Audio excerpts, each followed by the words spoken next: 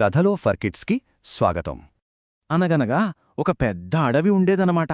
ఆ అడవి ఎంత అందంగా ఉండేదో తెలుసా?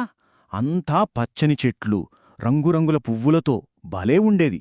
అక్కడే 2 ఎద్దులు ఉండేవి, మంచి స్నేహితులు. ఒకటి చూస్తేనేమో అచ్చం మంచులా తెల్లగా, ఇంకొకటేమో చిమ్మ చీకటిలా నల్లగా ఉండేది. వాటి రంగులు వేరువేరుగా ఉన్నా వాటి మనసులు మాత్రం ఒక్కటే. ఒక్క క్షణం కూడా విడిచిపెట్టుకుని ఉండేవి కాదనమాట. ఎక్కడికెళ్ళినా కలిసే వెళ్లేవి, ఏది తిన్నా కలిసే తినేవి. వాటి స్నేహాన్ని చూసి అడవిలో ఉన్న మిగతా జంతువులన్నింటికీ అబ్బా ఎంత మంచి స్నేహితులో అని ముచ్చటేసేది. అలా హాయిగా ఉన్నప్పుడు ఒకరోజు అయ్యో పాపం, ఒక చిన్న కుందేలు గబగబా పరిగెత్తుకుంటూ వచ్చింది. దాని కళ్లలో చూస్తేనే తెలుస్తోంది ఎంత భయపడిపోయిందో. ఎందుకబ్బా అంతలా భయపడుతోంది అనుకుంటే దాని వెనకాలే ఒక జిత్తులమారి తోడేలు వస్తోంది దాన్ని పట్టుకోవాలని. ఆ కుందేల్ని చూడగానే మన 2 ఎద్దులున్నాయి కదా, అవి అస్సలు భయపడలేదు. వెంటనే ఆ కుందేల్కి అడ్డంగా వచ్చి నిలబడ్డాయి. భయపడకు, మేమున్నాం అన్నట్టుగా. 1 కాదు 2 బలమైన ఎద్దులు అలా అడ్డంగా నిలబడటం చూసేసరికి తోడేలికి భయమేసింది. అమ్మో, వీళ్ళిద్దరితో పెట్టుకుంటే నా పని అయిపోతుంది అనుకుని మెల్లగా వెనక్కి తిరిగి వెళ్ళిపోయింది. కాని వెళ్ళిపోతూ మనస్సులో మాత్రం ఒక చెడ్డ ఆలోచన చేసుకుంది. ఎప్పటికైనా సరే మీ ఇద్దరినీ విడదీస్తాను చూడండి అని. సరే, కొన్ని రోజులు గడిచాయి. అప్పుడేమైందంటే ఆ అడవిలోకి ఒక పెద్ద సింహం వచ్చింది. దానికి బాగా ఆకలిగా ఉందన్నమాట. ఆ సింహం కళ్ళు ఈ 2 ఎద్దుల మీద పడ్డాయి. ఆహా, వీటిని తింటే కడుపు నిండిపోతుందనుకుంది. కాని ఒక సమస్య, అవి ఎప్పుడూ కలిసే ఉంటున్నాయి. రెండింటి మీద ఒకేసారి దాడి చేయటం నా వల్ల కాదు అనుకుని కాస్త ఆలోచనలో పడింది. ఈ విషయం మన జిత్తులమారి తోడేలకి తెలిసింది. ఇదే మంచి అవకాశం అనుకుని సింహం దగ్గరికి వెళ్ళింది. మహారాజా, మీరు కంగారు పడకండి, నేను వాళ్ళిద్దర్నీ విడదీస్తాను. అప్పుడు మీరు ఒక్కొక్కరిని హాయిగా వేటాడచ్చు అని చెప్పింది. ఇక చూడండి, తోడేలు తన ప్లాన్ మొదలుపెట్టింది. నల్ల ఎద్దు ఎప్పుడు ఒంటరిగా దొరుకుతుందా అని కాపుకాసింది. ఒకసారి నల్ల ఎద్దు ఒంటరిగా గడ్డిమేస్తుంటే తోడేలు మెల్లగా దాని దగ్గరికి వెళ్ళి, మిత్రమా, నీకో విషయం చెప్పనా?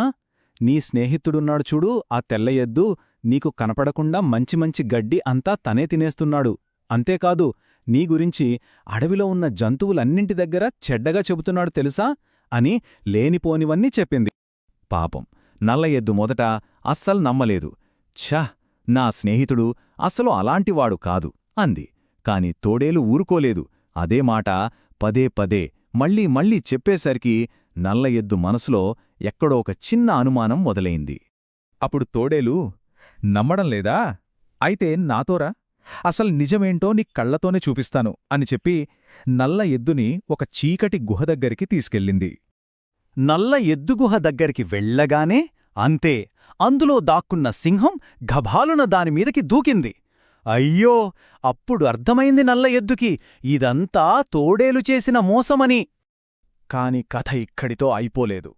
తన స్నేహితుడు కనపడకపోయేసరికి తెల్ల ఎద్దుకు ఎందుకో కంగారుగా అయిపించింది.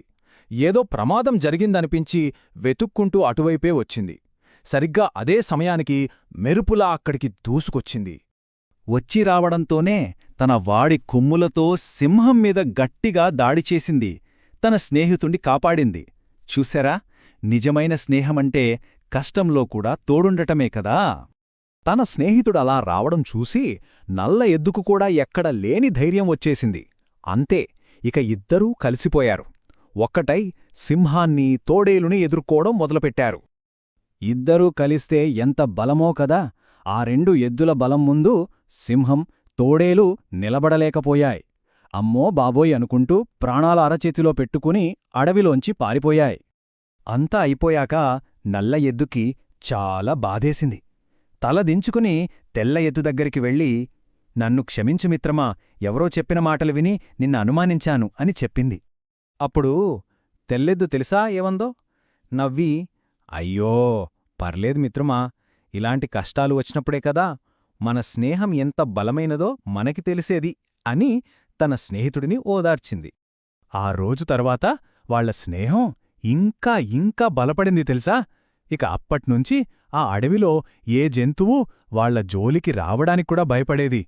ఎందుకంటే వాళ్ళిద్దరూ కలిసుంటే ఎంత బలమో అందరికీ తెలిసిపోయింది గదా. ఇలాంటి మంచి కథల కోసం మా ఛానల్ను సబ్స్క్రైబ్ చేయండి.